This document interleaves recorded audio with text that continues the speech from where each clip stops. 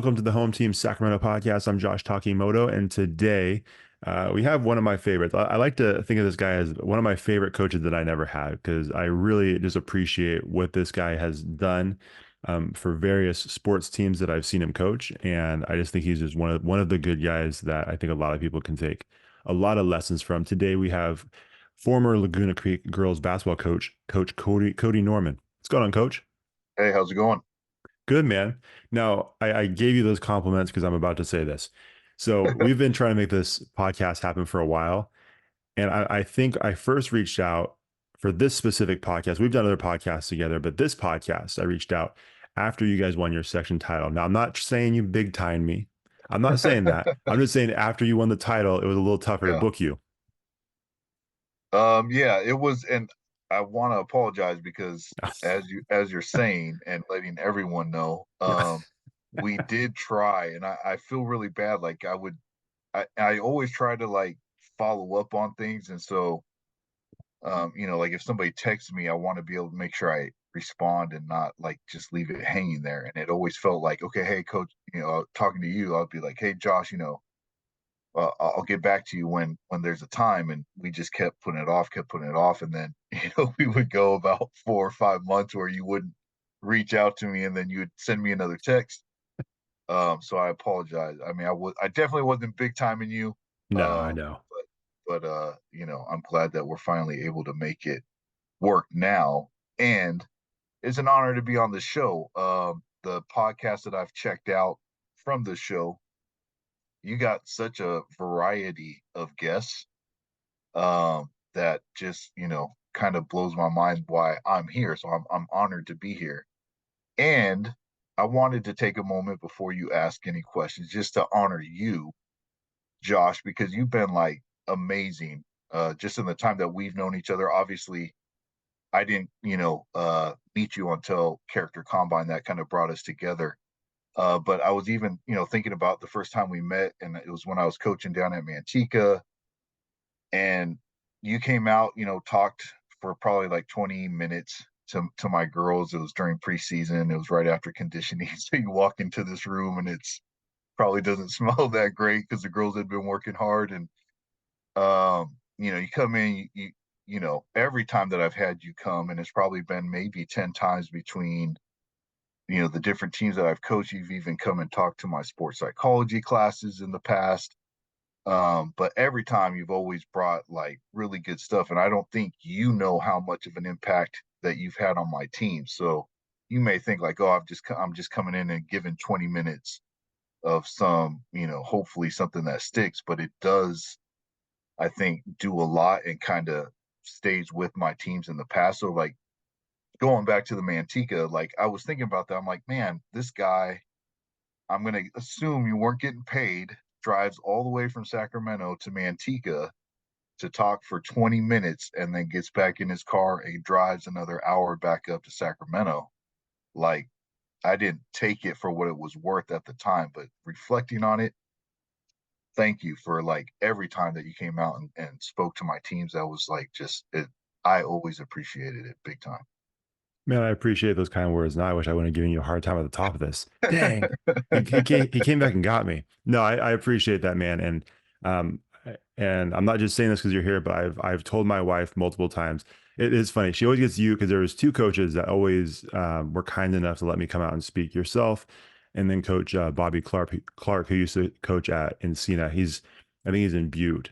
He works at I think he's a dean at the Butte College or something. I forgot exactly where he works, but she would always get, for the longest time, she would get you guys mixed up. She's like, "Are you into Encina or Manteca?" I'm like, "No, it's Manteca for Coach Norman." But I've told her before over all these years that we've known each other. I said, I've always appreciated what you do, your perseverance, and that's why I was so excited when you guys won the section title in 2022.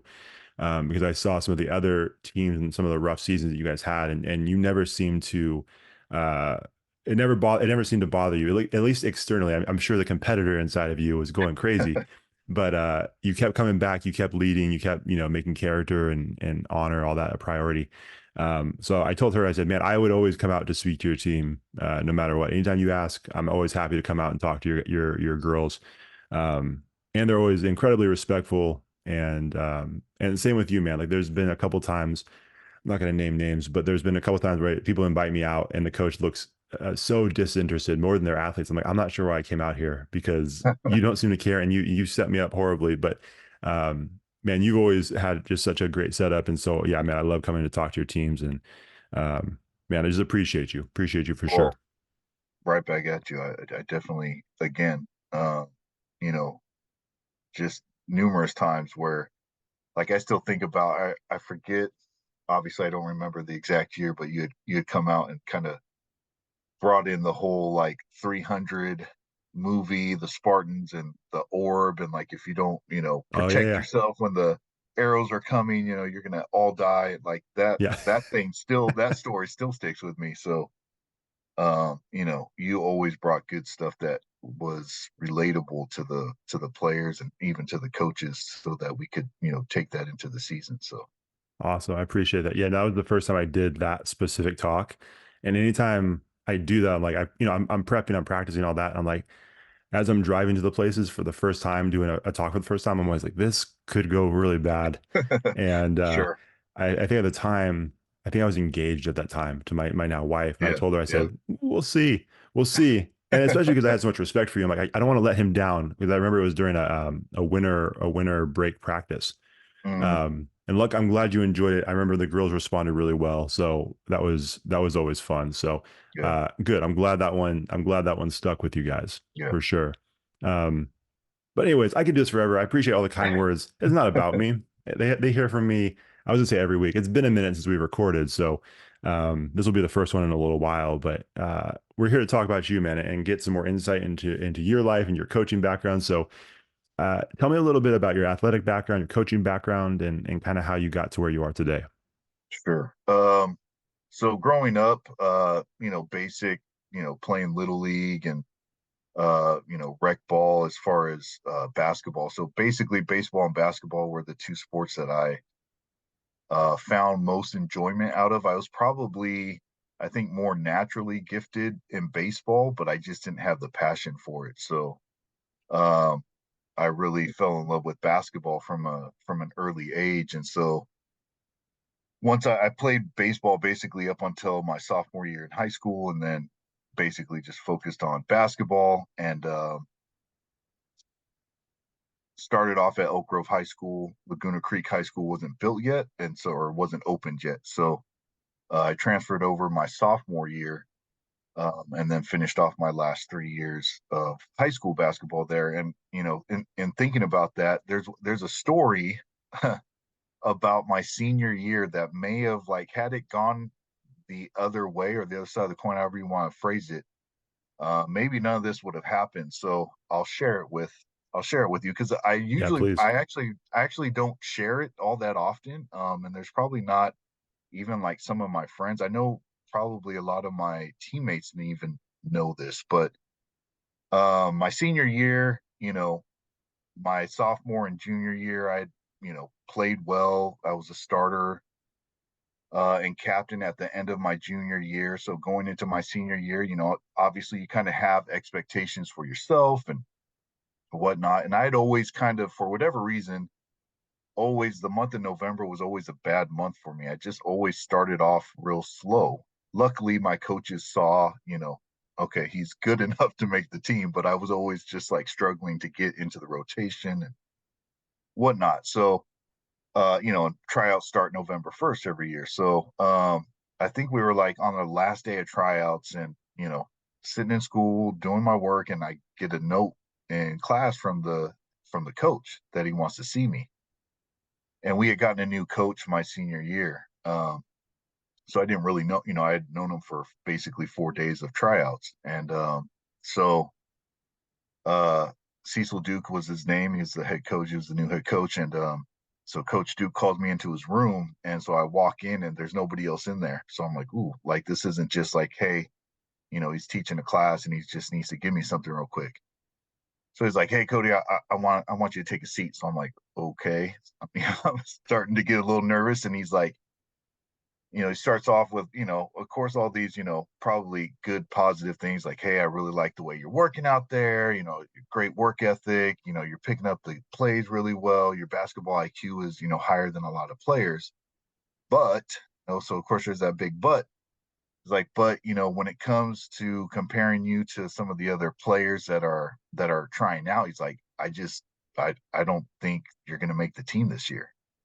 And it was just like a big blow. Like I'm like from there on, I want to say I didn't hear anything, but I remember what he said. Sure.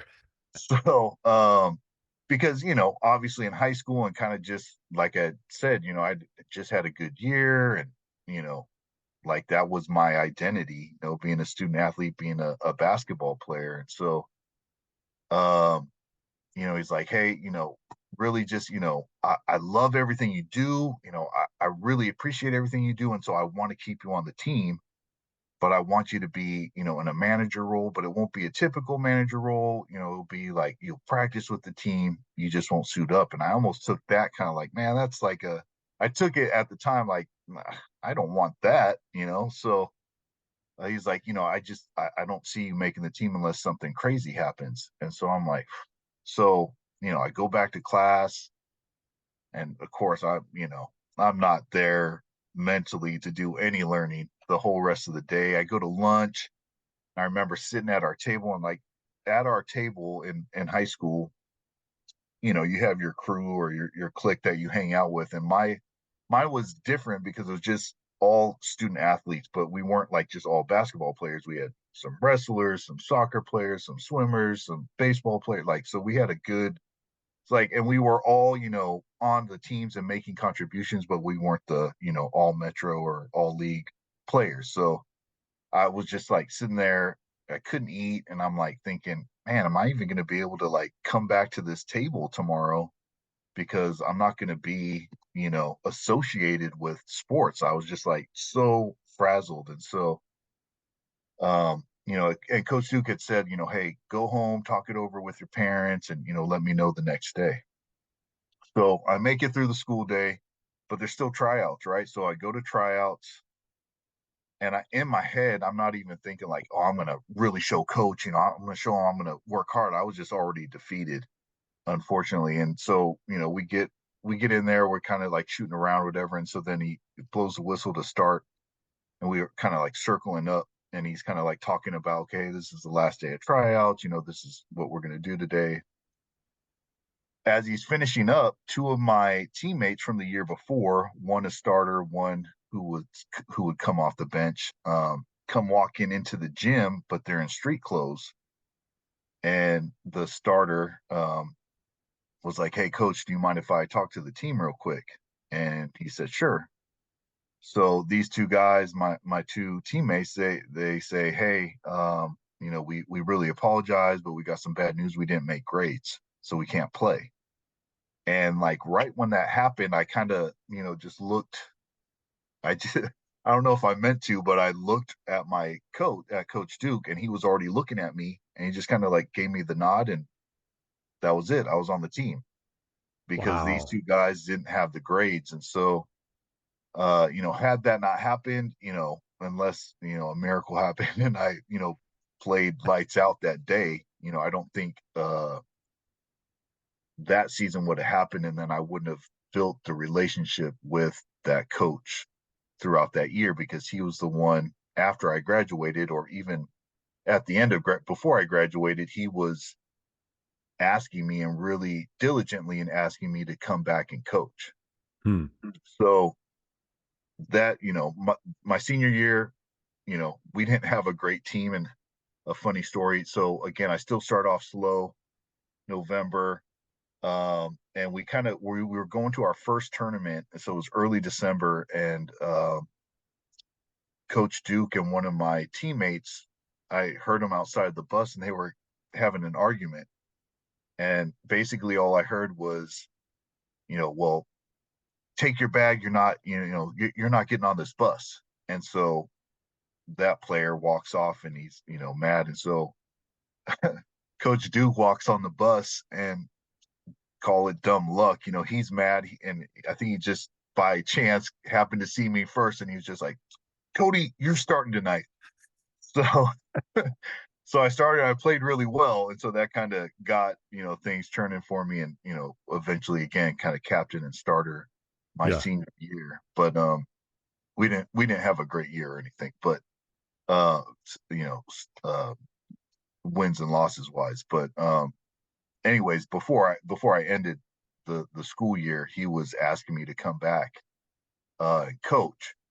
And so at the time, I wasn't all league. I played well. I was a contributor to our team. And I think actually that year was kind of a crazy year. I ended up at some time throughout the season playing all five positions, which is kind of Wow. unheard of, but That's I was just wild. able to kind of luckily it wasn't point guard too much because my handles are not that great, never were. But there were some points where I had to play point guard, but so he asked me to come back, and so I kind of knew that my playing career, my abilities to go to the next level weren't really there. I kind of had some, maybes out there that I could have played, but I just didn't, go into that. And so I did go into coaching, and so 2 months after, probably more like 2 weeks after graduating, I was back in the gym, helping out with summer league for that next year, for that next group of students. And so I started off coaching um, as a varsity assistant that first year after graduating. And so that was the 97, 98 year. And then I was either a varsity assistant or JV head coach or freshman head coach. Um, and then that was until '06 with Laguna Creek. And then I got my first varsity head coaching job at Florin High. I was there for 4 years, and then after 4 years at Florin High, I thought I was done coaching high school basketball. So Hmm. I had kind of just gotten worn out, and unfortunately, I knew it early in the season.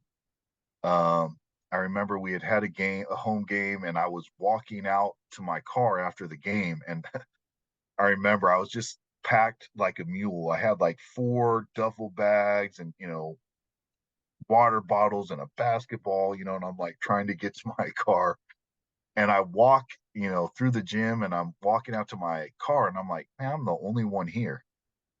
Oh And so I'm man. like, man, like, is this, and like it was probably a tough loss. So that didn't help. So I was just like, I think I'm done, So, Hmm. I still made it through that year. And, we did have some success with that last squad at Florin, but I knew I was done. So I resigned. And so I was just like, you know what? I'm never going to coach high school again unless it's at Laguna Creek. I said, if something happens at Laguna Creek, I'll coach again. And my goals or aspirations had always kind of been, hey, I'm going to coach. I want to coach at the next level. Hmm. Of course, a dream would be like, hey, I wasn't like always like, oh, I want to be a head coach of a D1 school, but hey, if I could be an assistant or whatever, I would love that job just because of like what assistants do. I've always said I'm a good head coach, but I'm a great assistant coach. Hmm. Um, and so I left Florin and I actually got on at Sac City under Coach Andrew Jones on the men's side as an assistant coach. So I was really excited about that opportunity. I was there for the summer. We're working out the guys in the summer, and then I had gotten my teaching credential, and so I'm applying for jobs, and I get the I get this job opportunity or this interview down in Southern California. And I'm like, well, I'm just going to go down, go to this interview, and I'm going to just kind of make a weekend out of it, just a fun trip down to SoCal. And so I went down and I ended up getting the job. There was like 132 people or something. They told me that applied for this job. I got the job. So I had to say goodbye to Sac City and ended up moving down to Southern California. Well, I'm in the job for about, I don't know, 5 or 6 weeks. And the athletic director comes by my classroom and had said something to me because he was also in my department as a teacher. And as he's leaving, he's like, oh, by the way, you're also the boys basketball coach. And Just then he told you. left. Yeah, just So I'm like, what? So I was like, did he really just say that to me? And so of course they had hired me because of, I mean, not just because I was a basketball coach, but I'm sure that that helped because I had that history. So they had hired me to because they needed a new basketball coach as well. So he ended up calling me later that night. I was like, hey, yes, we do need you to coach. And so I coached 1 year down at this school, Hamilton High School. It's in Anza, California. You will never hear of this place. It was really small school, about 400 students Oh total. man, Um, and like no real like feeder programs. I mean, because it's just out, it's basically between um like Temecula and Palm Springs. So it's in the desert kind of. interesting. Okay, And so just like a really odd situation. So I would get these kids come out for basketball and it was just, they just don't have the reps that I was used to. So I was doing a lot of, kind of scaling it back. And sure. so I was there 1 year. I got pink slipped. So I came back up to, Elk Grove and I'm like, okay, I'll just, try and find a job here. Or I'll sub in the meantime as a substitute teacher. And so almost to the year, I then got a job opportunity at Manteca High School. So I took that. And I found out on the first day that I had basically been hired again to coach basketball, coach the boys basketball team, Yeah, but they had already put in the paperwork for me to get hired, so they had to kind of go with me. I don't think it was like, oh, now we're stuck with him, but the varsity head coach at the time was applying to be an AD at another school, and they thought for sure he was going to get the job, but he didn't. So he stayed on. And so they're like, well, hey, can you help out be an assistant coach? So I kind of didn't want to, but I didn't, first impressions, I'm trying to, land a job, keep a job. sure. So I'm like, yeah, I'll coach. So here I am again coaching high school basketball. And I didn't, I told myself 2 years ago, I'm done. Yeah, So I was a boys basketball assistant coach at Manteca 1 year. And then towards the end of that year, the girls coach had stepped down and she calls me and says, hey, I really think you should apply for my job. And I'm like, prior to that, I had said, there's no way in the world I'll ever coach girls.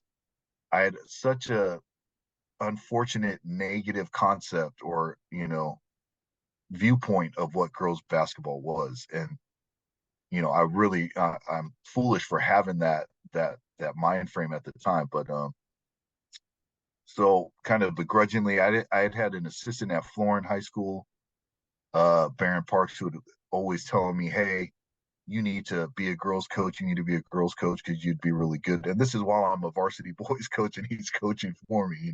But he kept telling me about girls basketball. So I put in for it and got the job. And so that also helped me keep a job as a teacher, which was good. yeah, Um, so I, started my journey as a girls basketball coach and I'm so glad and thankful that that happened because it just I think it brought new life, right? So 2 years ago, I was kind of like done with it. I felt kind of deflated.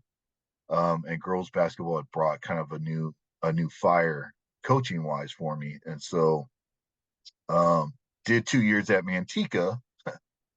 And then my wife had gotten pregnant with our first child. And so I was kind of like, ooh, I lived in Elk Grove and was commuting to Manteca every day. ooh, So a 50-minute drive there, 50-minute drive back. I can't teach and coach and have my wife at home with a newborn. Um, so I resigned at the end of the what would have been, I think, the 13-14 season, um, because my daughter was going to be born in May. And so again, I was like, okay, I'm done. And in a sense, it was kind of a relief. I knew that I'd, still be teaching at Manteca, but hey, at least I'm not coaching. I'll be able to come back as soon as I can for my family. And again, that whole thing of like, hey, if Laguna ever opened up, that's where I would, want to go and coach. And sure enough, like 2 weeks after I uh had resigned at Manteca, Laguna Creek boys job opens up. So I like, hey, God's telling me something here. So Man, I guess uh, so. again, I was like kind of done with high school sports, but I was like, all right, I'm going to apply. And so I had reached out to the AD at the time and I was like, hey, I'm interested in the job. And he's telling me about, well, we're still, when they put jobs out, they've got to give people in the district the first dibs at the job. And so he's like, well, we're, interviewing two people. And if it gets past those two people, I'll let you know and bring you in for an interview. Well, they ended up hiring one of the people, Coach Gill, who's still there as the boys coach, doing a fantastic job. And so um, I was like, oh man. So the AD had called me to let me know, and he's like, but hey, my girls' job is about to open up in about a week. Apply for that one. So I'm like, okay. So again, it had gone in district, but nobody in the district had applied for it. But then when it opened up to the public, 9 people applied for the job. So I was like, wow, why do so many people want this Laguna girls job? Because unfortunately, they hadn't been doing too well in the years prior. So fortunately, I got the job, and it also helped me get a teaching job. Although I wasn't at Laguna, I was in the Elk Grove district at Pleasant Grove High School. I remember that. I spoke to that class. So I was then teaching at PG and then coming over to Laguna after school to do practice and whatnot. That only happened for a year. Then I was able to transfer over, and now I'm currently at Laguna. But that brought 8 years of coaching at Laguna, which brought me up to my 25th year of coaching, and then I tacked on one more year of coaching girls tennis last year. So I have 3 years of coaching girls tennis. I had done two like my first 2 years at Laguna. And then I had also coached a year of cross country when I was at Florin. So I've kind of got my feet wet in some other sports, but obviously basketball has been the big passion there. So 26 years total, but 25 primarily in basketball. Sorry, that Dude. was really long. You can cut it here. We can say goodnight. No, no, not at all, man. It's crazy, man. So like I said, it's been a couple years since we podcasted it, and you told me your story. I don't remember some of those details. I don't think I remembered how much you moved around, Yeah, and how much you bounced around, and how much, like you said, you were done with high school coaching, but I guess high school coaching wasn't done with you yeah, because exactly. they kept That's a just good pulling way you to back put it. in.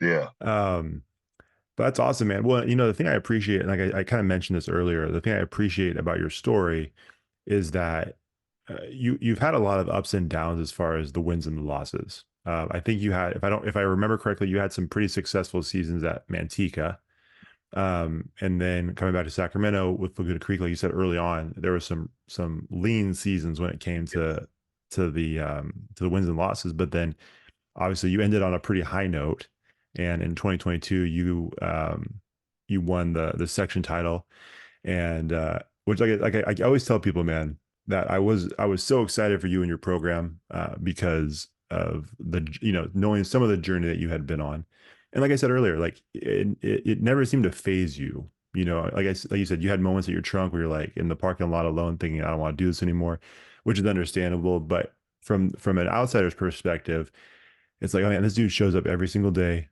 with the same passion to coach these girls. And the next season he does the same thing, even if you only won 3 games. He comes back the next season and does it again. And so seeing that amount of success, those 2 years in a row, right? Was it 2021? You guys had a really good season. 2022, you guys actually won the section Yeah. championship. And so, but then you stopped coaching basketball, which is the Mhm. fascinating thing for me. And then you came back to coach tennis, like you said. So you kind of pulled a little Yeah. bit of a Tom Brady. So you're retiring, and then you just came back and played one more year. That's the But what first time was I've ever been compared to Tom Brady, so thank you. I'll cut that clip and send it to you. Yeah. Yeah. But so what was that? Because I imagine that was a difficult decision, and I'm sure you had your reasons, good reasons for it. But I imagine that after you're on that high, and I don't know where that ranks as far as your coaching experiences, but I imagine it's probably up there pretty high. You have this incredible season, this incredible high, and then the next season you're like, I'm going to step away. So, what was that decision making process like, and was it a difficult choice? Um, again, winning the section title was, obviously something that every coach kind of has in their, clouds of what they're trying to obtain every year. So it was definitely something that I was proud of, and like kind of that finally type thing. Year Sure. 25. I was lucky enough to be a part of some good teams at Laguna on the boys side. So when I was a varsity assistant, we won a section title in 1999. We also won one in 2005 or 2004. I can't remember. 2005. So I had experienced it, but as an assistant coach, you don't, they aren't coming up and interviewing me after the game, Sure. as an assistant coach. So you Yeah. definitely get more credit, although I would be the first one to say, like, my coaching staff, like, I give them a lot of credit for the success that we had, my assistant coaches and stuff. But getting back to answering the question, um, I think it was just a prolonged uh, answer or end to the means as far as me wanting to get out of high school sports. And I know it sounds so negative when I say that, but from the end of that 2010 season at Florin and having that, okay, hey, I'm going to move on. 12 years in the making. Yeah. I finally, so going into that season, I had told my top assistant, who's basically my co-head coach, Coach Tillery. I told him, I was like, hey man, this is it. This is going to be the last season for me. So he knew, and I knew that going in. So I didn't tell anybody other than, I mean, my wife knew, and I didn't. I mean, I don't know if I told my kids. I don't think that they really would have understood at the time. Sure. Um, so they knew. Basically, just two people knew, and so in a sense, it kind of helped me um, experience and like trying to think of the word, but like really appreciate the game and the practices, and even just a little like talking to the players when they come into my classroom and stuff. It made me appreciate everything more. Even the refs, I Even the appreciated refs. them more. Um, Man, they need to but hear just, that. I was appreciating the game, Sure. knowing that this was going to be it. Like I knew for sure, like, okay, there's nothing there. I'm already at Laguna. I don't, my kids I don't plan on having any more kids. Like Yeah. I'm good. So like I knew that, and that was another thing that was kind of pulling me is like my kids were I tried to get my kids involved with my program as much as I could. So I'd bring them to practices, I'd bring them to games whenever I could. I remember coaching like I think it was preseason scrimmages with my kids on the bench with me because my assistants couldn't make it, and my wife was busy at a billiards tournament, so I had my kids with me, and I'm coaching this, and I just really like I was really just eating everything up because I wanted them to experience. They loved coming to the gym with me, and so I knew that that was there. But then I also knew like, man, I know I'm missing a lot at home. Like Mhm. I could be at home spending time with my family and my kids, and even though I see my players and stuff all the time, like as family. Like if you look at my Instagram, Facebook, whatever, the people that follow me or that I follow, I'm gonna say probably 70% of them are basketball related. So,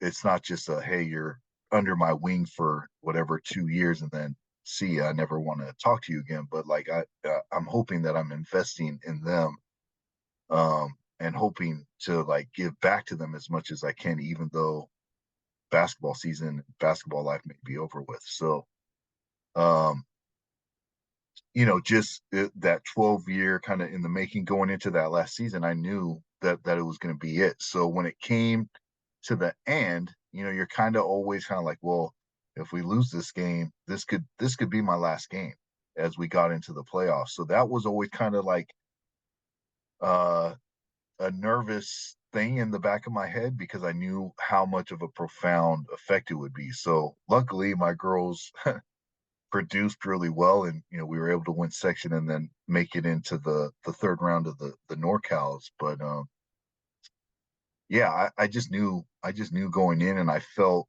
calm, I felt good about it.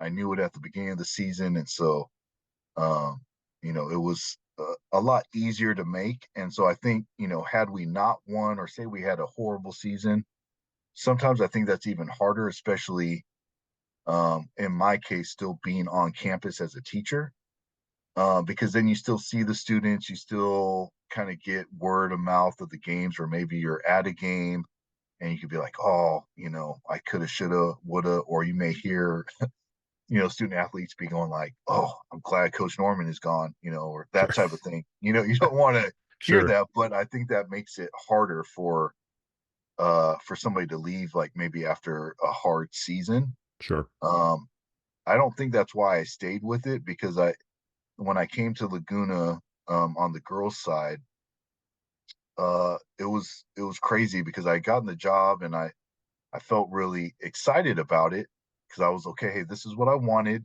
This is what I said. Hey, if I ever come back, this is what I want to do, and it's at Laguna.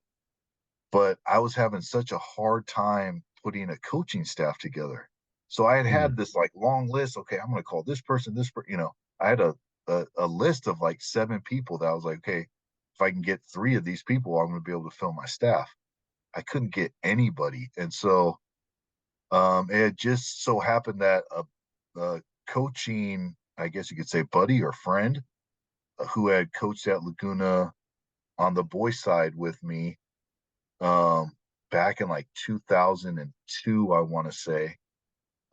He had been coaching at Monterey Trail on the girls' side, Louis Corpus, and he had just been let go the previous season. And so I called him up. I'm like, hey, Louis, what do you think about, helping me out? I was like, I'm drawing at straws here, not to, no offense, but yeah. like, if I can get you, and they did well at he did well at Manteca, Yeah. um, not Manteca, sorry, at Monterey On a Trail. trade trail. Yeah.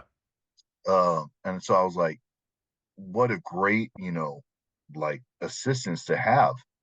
And he was like, hey, I'll come along just as long as I can bring my assistant, BT, Coach Tillery, who ended up being my top assistant. And I'm like, yeah, sure. So when I had met Coach Tillery, sorry to kind of go off tangent, but I had seen Coach Tillery around. I'd been to games, scouting games, or seen games that he was at.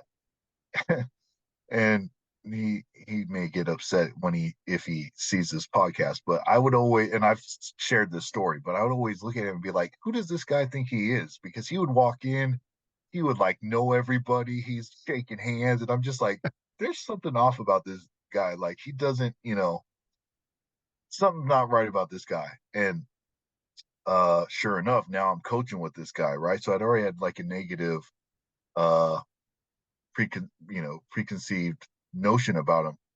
But then, like, after day one, like, me and we kind of joke about it. He's my soul brother. Like, we would finish each other's sentences like on the same, wavelength, like on so many things. I mean, thinking about my last season, it happened at least 3 or 4 times where it would be halftime, and I'm going to check the scorebook, or I talking to the refs, or I get stopped to where I can't get into the locker room right away.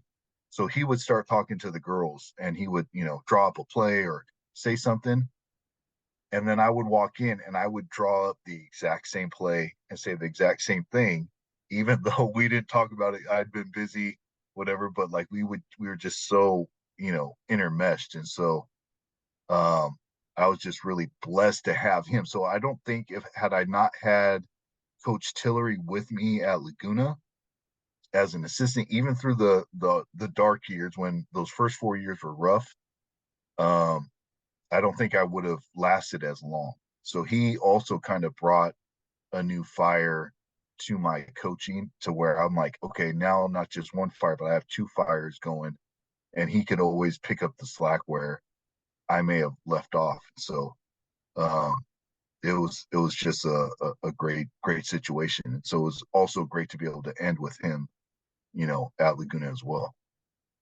I'm glad you said that, because one of the questions I had for you was about the importance of surrounding yourself with a great coaching staff.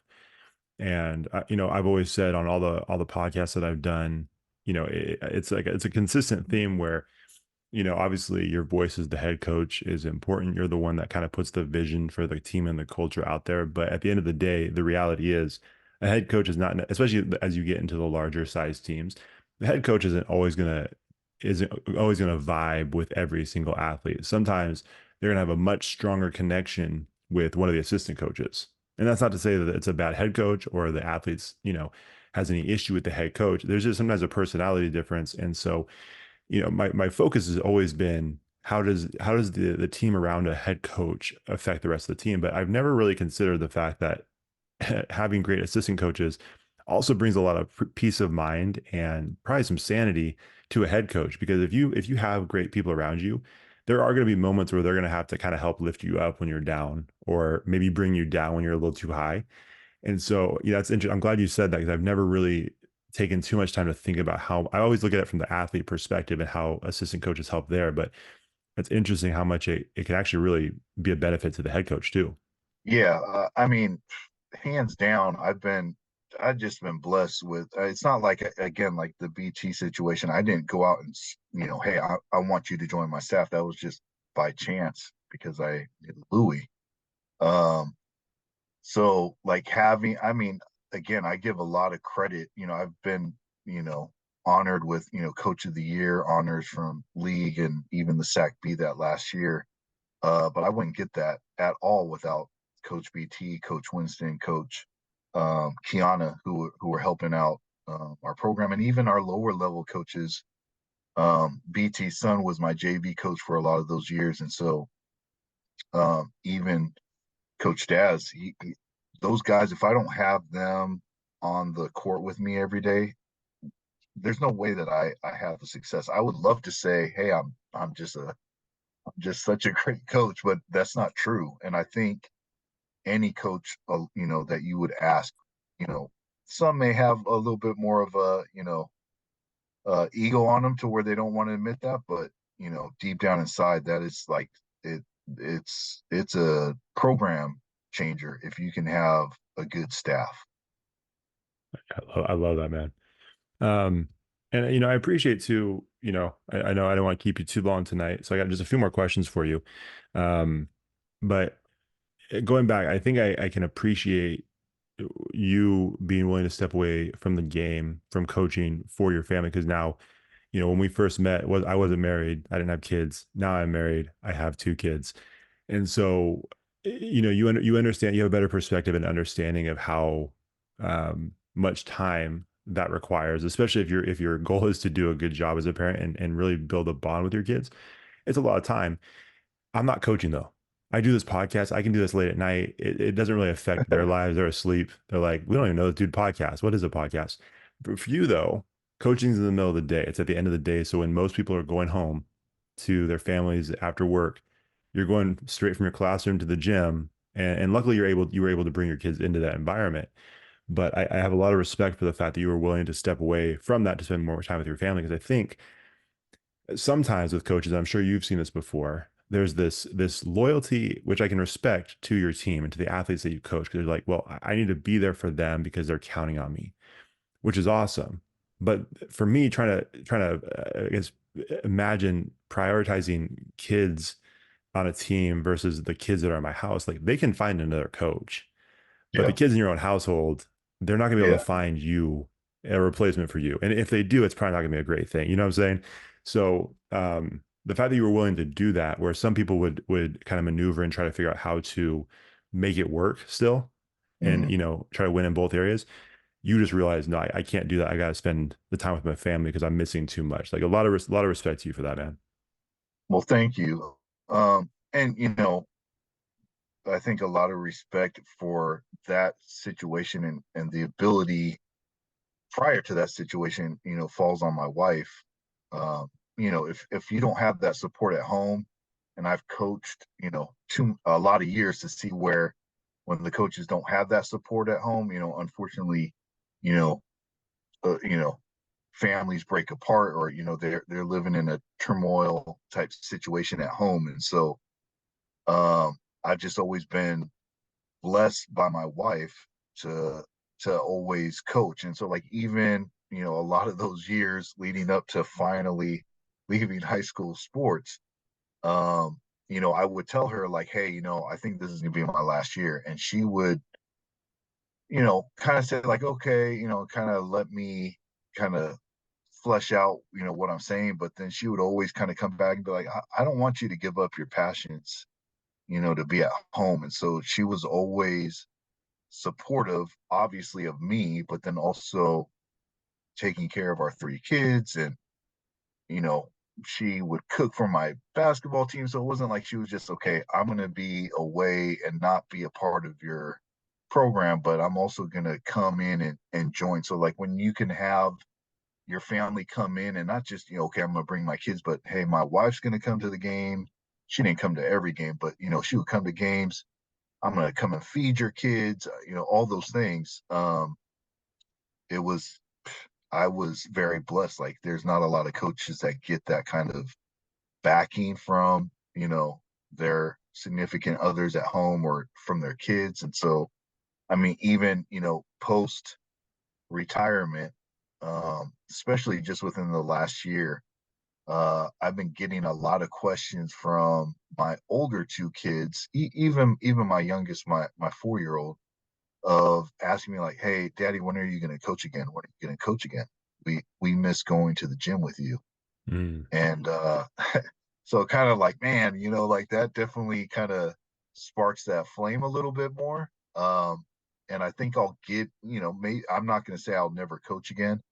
I would hope to, if the situation is right and it works out, but having them want that for me, it's, in a sense, I almost feel like, well, then maybe I should be coaching right now, but I also don't want to take it for granted and not give, that effort at home. Again, my wife's been doing it 24/7 every day.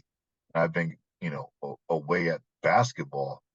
Um, I want to be able to honor her and honor the time that she's, put in, and not just say, oh, I'm going to give mommy a break tonight, that type of thing, but actually be engaged in everything 24/7 as much as I can, to be, involved in my kids. Because again, just like you said, somebody else can coach, and they have found another coach, at the teams and schools that I've coached at.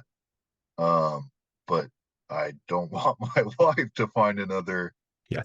dad to be at home. I don't want my kids to find another dad, to Yeah. be at home to replace me. So I Yeah. know that that's definitely where I need to be. And again, like I said, if it works out in the future to where, I'm coaching again, I know that it will be a family supported situation.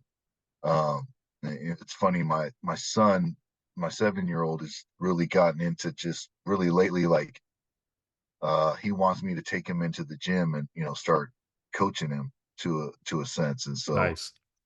I don't know if I'll be coaching, a little 7-year-old team here coming up. I don't know. I don't know if I'm Yeah. going to do that, but I'll definitely, I'm definitely going to again enjoy the process of watching my kids grow up in hopefully some sports. And if I coach them, or if I'm just a good parent on the sidelines, not yelling too much, then I'll enjoy that as well. There you go. And man, I love everything you just said, and I appreciate that. And again, just gives me more context and more appreciation for your decision to step away when you did, and it makes a lot of sense why you did, and for all good reasons. I do want to just mention this real quickly. We don't have to talk about this too long. I think we talked about this before. You kind of just briefly said your wife cooked for your team. Let's be honest. She's not coming in there with cookies. She's not coming in there with just like, hey, I bought some fruit snacks for everybody. This Yeah, is like, these are like gourmet meals. And you haven't done yeah, it for a minute, man, on social, but you used to no, post pictures of your yeah, lunches. Like, those are not lunches. You call them lunches. Those are not lunches. This is like like a 5-star gourmet meal yeah, that she's yeah. prepping. And it, like at the beginning of every semester or new classes that I have, I kind of share a little bit about myself, and obviously talking about my wife. And I let them know, hey, my wife cooks for me, and I'll show them kind of like a slideshow of food that she cooks. Because yeah, she's a jack of all trades, so to speak, and she cooking in the kitchen is definitely something that not just I'm, you know, gaining from, but my kids are gaining and my teams that I coached were gaining from. So yeah, she would go all out. Like, yeah, it wasn't just, oh, I'm gonna go pick up some pizzas at Costco and bring them No. for your team. She was like putting together 5-course meals and really putting in a lot of effort. I mean, I remember one time catching her like up at like 4 o'clock in the morning, like, prepping some food for a game that, she wasn't gonna bring the food until like 5 o'clock. But I'm just like, again, like how can I feel so selfish and bad about it. Like how am I, taking this time to go coach when my wife is like putting in extra hours, losing sleep, you know, putting this food together for my teams. And so and hey, my my players, love the food, and I don't think my players really understood, oh, coach's wife put in this much effort. I couldn't really get that point across to them. But when it came to like the end of the season, they always did a good job of really showing appreciation to my wife as well, for the efforts that she put in. So yeah, I definitely still eat good at home. I have no doubt. I'm like, I saw some of those pictures. I'm like, this dude's taking pictures off a menu. I don't believe him. He's taking pictures off like a restaurant's website. Yeah. It was Well, impressive. It was I very tell her all impressive. the time that she needs to open up a restaurant or like a food truck or something, but she just hasn't hasn't bought into that dream yet. I think there's a simple solution here, man. Because like you mentioned, she's a stud billiards player. I think a billiards like a billiards restaurant place where Yeah, people can eat and play pool. It's there not you bad. go. Yeah, You can combine both passions. There's there a you solution go. here. Yeah. There you go. Hey, so like I said, man, I got a few more minutes from you. As Sure. always, man, I appreciate your time. Hard left turn, and I'm pretty sure I know the answer to this question, but I'm not as certain who your current favorite athlete is. But who's your favorite athlete of all time? And then it doesn't have to be basketball, but if you want to, that's great. And then who's Sure. your current favorite athlete? Sure. Okay, so yeah, you know the answer, and that will never waver. But Michael Jordan, I was Boom! I always knew a, it. a big Jordan fan. Growing up, I came from the Chicago area originally before we moved out here to California. So I was able to keep those ties to those sports. Like I didn't, it was, and it probably would have been easier to join the West Coast teams like the Niners and the Giants because they were really good in the kind of late '80s and stuff. Sure. Um, but I didn't, and it was hard because I remember going to the playoffs when the Giants beat the Cubs in '89. The Niners used to kick the Bears' butt, and but the Bulls could definitely, Yeah. smack down on the Kings. So that was always nice. Yeah. And having Jordan on that team, of course, whatever you want to say, he's the greatest. And it's funny, I'm sitting in my son's room right now. And when I was his age, even at the age of 7, I would have probably 3 or 4 posters of Jordan up in my room. He has Pokemon and Transformers. So not quite the same buy Sure. into sports, but he does, and it's kind of I almost made him throw it away, but he got a little claw machine game and he won a LeBron James keychain. And I almost made him like it was hard for me to let him keep that. But I nothing bet. against LeBron James. Great player. I don't even want to get into that. But Jordan definitely is my all-time favorite or, player from the past. Sure. And then the other part was who's my current favorite. Yeah, if you since obviously since Jordan's not playing anymore, if you had to pick Yeah. a current favorite right now, who's the Um, athlete? and thinking about that, I would probably say my favorite athletes, or I'm going to say athletes, are my former players. So I'm Ooh, lucky enough to have some former players that are playing college ball now. So it's with like ESPN Plus, I get to catch a lot of their games. And so Ray Young is starting at Tulsa. Zoe Tillery actually, a is, family friend of ours. We yeah, didn't yeah, realize that. That was a weird you connection, had but told yeah, me that. Yeah. yeah. So she's at Tulsa, and Zoe Tillery is starting at UC Riverside.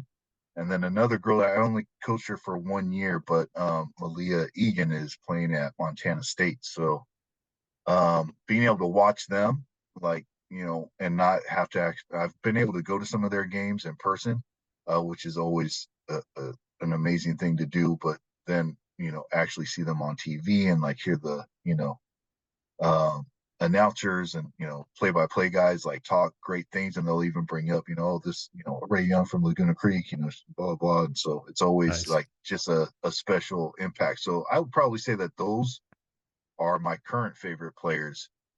I would love to say that I watch NBA, but unfortunately, I just haven't gotten around to get back into the role of watching NBA, and even to go maybe a step further, maybe why I'm not watching NBA. But some of my favorite coaches to watch are actually some of my former players that are coaching high school basketball. So crazy enough, two of my former players are now the varsity head coach at the coaches that I coached them, or at the schools that I coached them at. So Antoine Simmons, I coached at Florin. He's now the boys varsity coach at Florin. And Joey McGowan, who I coached at Hamilton, which was a school down in Southern California. He's now the varsity boys coach there. So that's kind of nice to be able to check in on them, watch them, look at max preps and see how they're doing, or go catch a game. And then I have a couple other former players that are like varsity assistants at other schools in the Sacramento area. So I try to catch their games as well. So that's also kind of like just a whole nother, like I'm almost awestruck and like so happy for them that they're enjoying, the passion, and that's now become a passion. Man, I'm glad you said that. I didn't know that. But specifically, I mean, it's awesome to watch your former athletes play at the next level. I'm sure that's probably gotta be nerve wracking, and also just a lot of fun. You probably want to, you're coaching from the couch, I'm sure. Yeah, definitely. Um, but the idea that you have former players that are now coaching, and obviously the one in the LA is awesome, but if we're focusing here in Sacramento, our home team, obviously, it's awesome that you have. It's like it's an extension of you that's now coaching, right? Your impact, your influence, obviously the experience they have with you as a coach, uh, at some point must have inspired them to also go on a coach, or you weren't a coach that, because we've all had those situations where a coach, we've always said they can have a tremendous impact on an athlete's life, either for positive or sometimes for negative. And I know people that never picked up a baseball again because they had a bad experience with some coach, or they never touched a Sure. basketball again. And so the fact that you played a role in their life and now they're coaching themselves and investing back into the same home team is pretty cool. And I'm sure you remember this. I'm sure you have this book, but the One in a Million book from Character Combine, Yeah. uh, this whole concept of if you impact one person, then hopefully that person impacts other people. And then by the end of your life, if you can somehow trace it all the way back to, you've impacted indirectly a million Yeah. people. And Yeah. so it's cool to actually see that lived out for you, man, not just through your Yeah. athletes, but then through the athletes that are going on to coach. And so I'm, Yeah. I'm Well, glad you mentioned that. thanks for mind blowing me there on that, because I didn't really ever really put that into play as far as like, okay, this is because, again, um, in both of them, I kind of saw qualities, but I didn't, necessarily think it would happen. And then, yeah, it's definitely just a proud coach moment type situation, or like almost a proud dad type situation, where you can see them um, get into those positions. Because one thing is just getting your foot in the door and getting the job.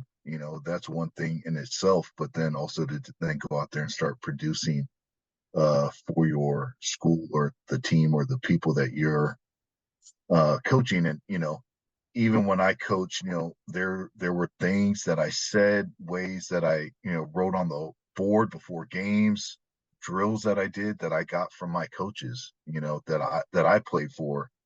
And so, maybe they're using some things that I said or did for their own programs. And so it's really cool to see. I love it, man. So I got one more for you. This is the big one that we like to end with, and it's actually what we just talked about is kind of a perfect segue into it. Obviously, you're not coaching currently. With the pattern that you've had throughout your life, you'll be coaching again pretty soon. But what is, if we're looking at our home team here in Sacramento, obviously another reason why I was so excited to talk to you and have you on this podcast specifically is because our tagline is, even though we compete in different uniforms, we're all a part of the same home team. And Sacramento, the surrounding areas, obviously you have roots here. You played Hmm. here, you coach here, you live here. And so, I mean, you're kind of the perfect person to talk to because everything you do all led back to here. And so, even though you're not coaching currently, still teaching and having an impact on students, at the end of the day, what do you want your legacy to be? As a coach, husband, father, teacher, everything you do, like what is the legacy you want to leave behind for our home team of Sacramento?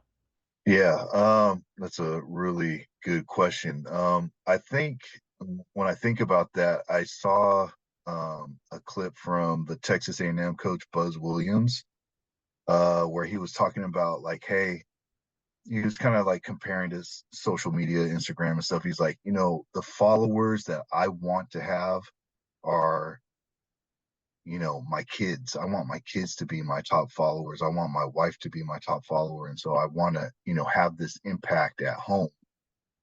And I want that to then, I want my boys to be able to look at me and be like, oh, wow, my dad does that. I hope I can do something like that one day. Or I want my daughter to see me and say, oh, wow, or my dad treats my mom like that. I want my husband one day to treat me like that. And so, at home, my legacy, that's what I want, that's what I strive for every day. So obviously, you've got to put in the work, you've got to put in the reps for that.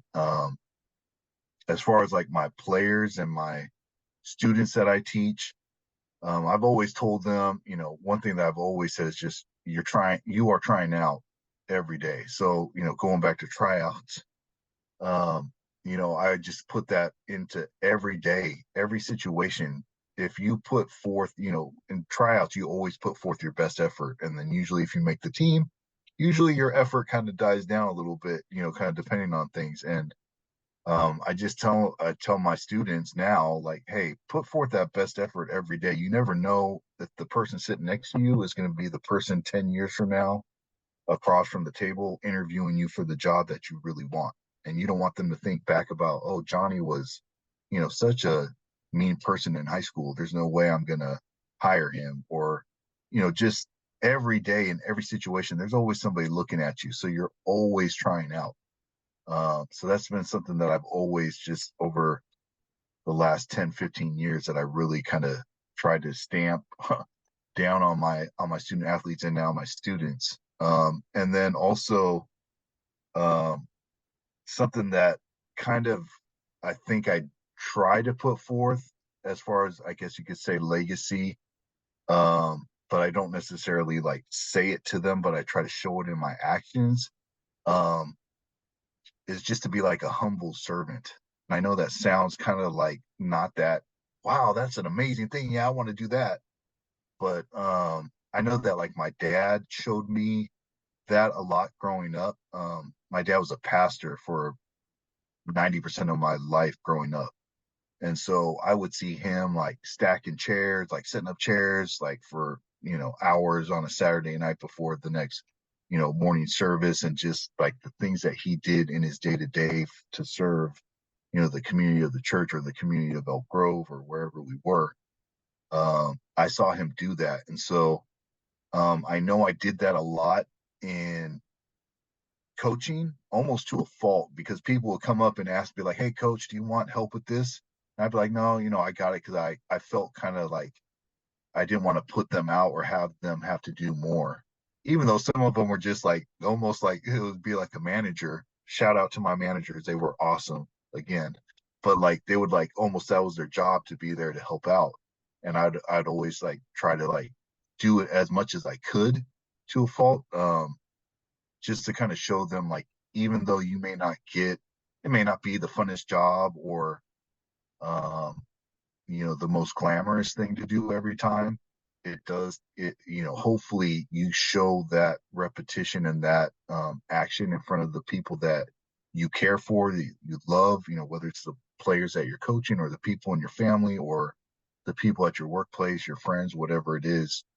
Kind of having that humble servant attitude towards things can kind of keep you level headed and not, you know, have you get so caught up in the highs and lows. And so that's what you kind of talked about the highs and lows that I had at some of those seasons and with some of those schools. I think having that kind of mind frame kind of got me through a lot. And that's what I hoped, can be displayed for those people around me.